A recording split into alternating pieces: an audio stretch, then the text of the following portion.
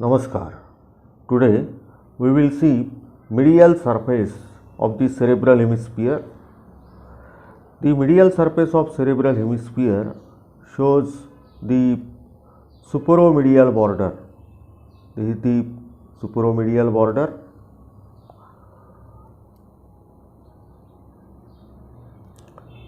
This is the frontal pole and this one is occipital pole. The most prominent feature in the medial surface of cerebral hemisphere is the corpus callosum. The corpus callosum is the largest commissural bundle. It connects the identical areas of the two cerebral hemispheres. The anterior end of corpus callosum is called as genu and the posterior bulging end is called as splenium. In between the genu and splenium lies the body or trunk of the corpus callosum. Extending downwards and backwards from the genu, this is the rostrum, and the rostrum gives attachment to the thin layer of grey matter called as lamina terminalis. Embedded in the upper end of the lamina terminalis lies the anterior commissure. It is another commissural bundle attached to the under surface, inferior surface of the posterior part of body or trunk of the corpus callosum lies the body of the fornix. It is another example of commissural fibers. Here the fibers of fornix cross the midline, extending downwards, forwards and laterally from the body of fornix. This is the column of the fornix. The corpus callosum and the column of fornix gives attachment to a thin sheet of white matter called as septum pellucidum, and the septum pellucidum closes the lateral ventricle from the medial side. So between the two lateral ventricles lies the septum pellucidum. The lamina terminalis extends from the rostrum of the corpus callosum to the superior surface of the optic chiasma. In the optic chiasma, the fibers decussate, fibers of the optic nerve from the nasal half of the retina decussate and form the optic chiasma. Below the column of the fornix, we can see the thalamus. Thalamus is the largest sensory relay station. All sensory fibers except those concerned with olfaction relay in the thalamus. So this is the medial surface of thalamus, and the medial surfaces of two thalami are connected by interthalamic adhesion or connections. The medial surface of thalamus forms the lateral wall of the third ventricle.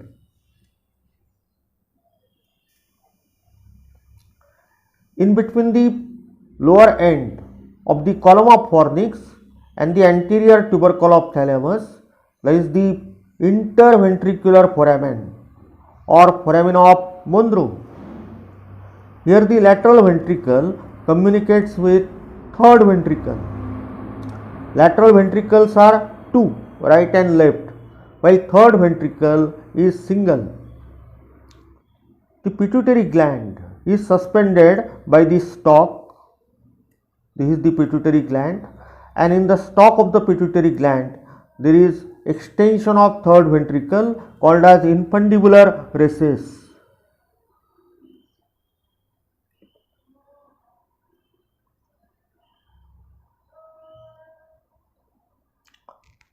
This is the superior colliculus. It is concerned with visual pathway, and this is inferior colliculus, which is concerned with auditory pathway. This is the cavity of midbrain called as cerebral aqueduct, extending from the interventricular foramen to the cerebral aqueduct. From interventricular foramen to the cranial end of cerebral aqueduct lies hypothalamic sulcus, and the hypothalamic sulcus separates thalamus from hypothalamus. So medial surface of thalamus and hypothalamus forms the lateral wall of the third ventricle. So this is the lateral wall of the third ventricle. Here we can see the mammillary body, that is part of hypothalamus, and behind the mammillary body, between the two crura cerebri, lies posterior perforated substance. The posterior end of thalamus is large, it is called as pulvinar, and suspended by two lamellae lies the pineal gland. In the superior lamella lies the habenular commissure, while in the inferior lamella lies the posterior commissure. So these are examples of commissural fibers. Between the column of fornix and the superior surface of thalamus lies the choroid fissure. The double layer of pia mater, telae choroidi, with the choroid plexus enters in the cavity of lateral ventricle.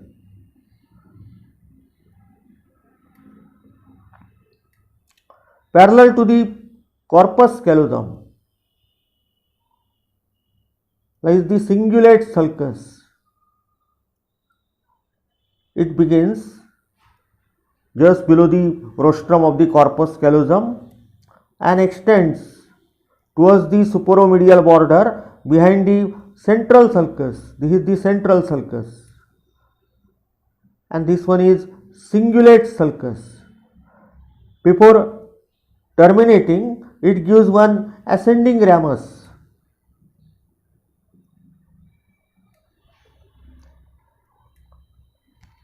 The area of medial surface between this ascending ramus and the end of the cingulate sulcus is called as paracentral lobule.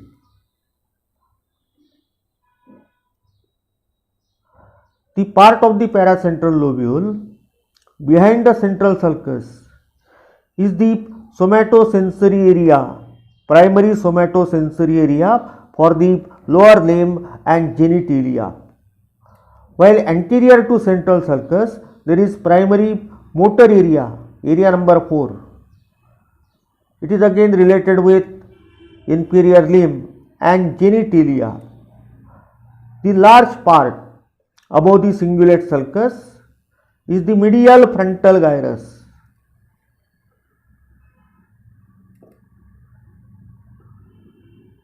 On the superolateral surface there is middle frontal gyrus, while this one is medial frontal gyrus. In the posterior part of the medial frontal gyrus lies the supplementary motor area.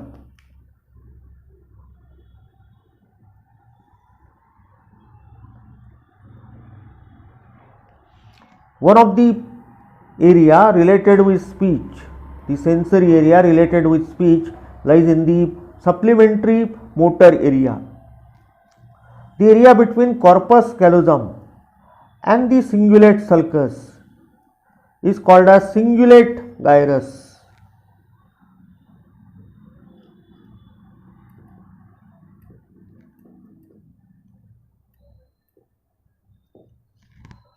So this is the cingulate gyrus. The cingulate gyrus is separated from corpus callosum by the callosal sulcus.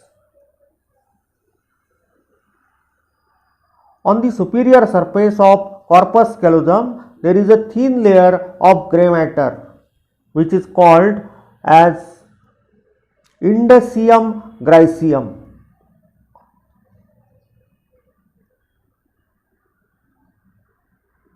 Just in front of the occipital pole begins the calcarine sulcus. It ends below the splenium of corpus callosum, and about 5 centimeters proximal to the occipital pole there is parieto-occipital sulcus. The parieto-occipital sulcus lies between parietal lobe and the occipital lobe. The parietal lobe is separated from frontal lobe by the small part of the central sulcus. So this is the frontal lobe. Between the central sulcus and parieto-occipital sulcus, this is the parietal lobe, and beyond the parieto-occipital sulcus, this is occipital lobe. The calcarine sulcus consists of two parts. Up to the parieto-occipital sulcus, it is the posterior part, and beyond the parieto-occipital sulcus, this is the anterior part. The posterior part of calcarine sulcus develops in the rapidly growing visual area. So it is an example of axial sulcus.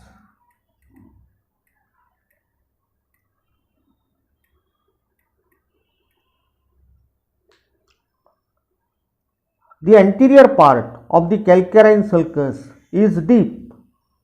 It pushes the white matter in the cavity of posterior horn of lateral ventricle. So anterior part of calcarine sulcus is an example of complete sulcus. The triangular area between the parieto-occipital sulcus and the calcarine sulcus is called as cuneus, and above the cuneus the quadrangular area is precuneus. The precuneus is separated from cingulate gyrus and splenium by suprasplenial sulcus.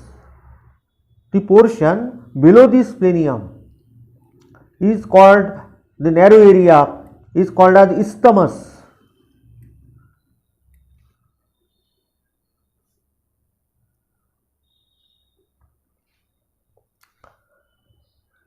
In the depth of posterior part of calcarine sulcus and also in its side lies the area number 17, visual area, or V1. By the side of 17 lies area number 18, that is peristriate area, and by the side of area number 18 lies area number 19, parastriate area. Area number 18 and 19 are called as association visual areas or psychovisual areas. The light impulse first reaches area number 17, but interpretation of light is done by area number 18 and 19. Together, the area number 17, 18, 19 is called as visual cortex, and the visual cortex shows white bands of generi. Most of the medial surface up to the parieto-occipital sulcus is supplied by anterior cerebral artery, and the occipital lobe, means the visual cortex, is supplied by posterior cerebral artery.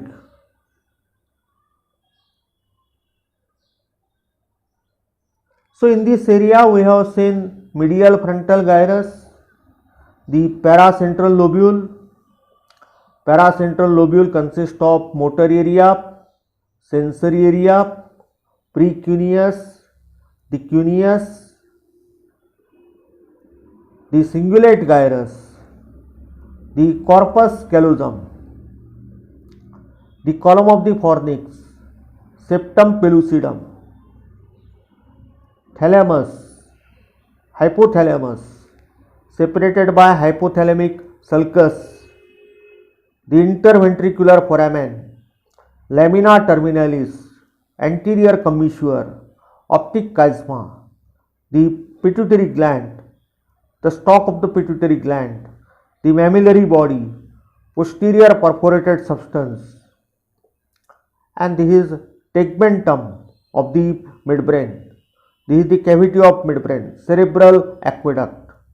This is the pineal gland. So all these structures are seen on the medial surface of cerebral hemisphere.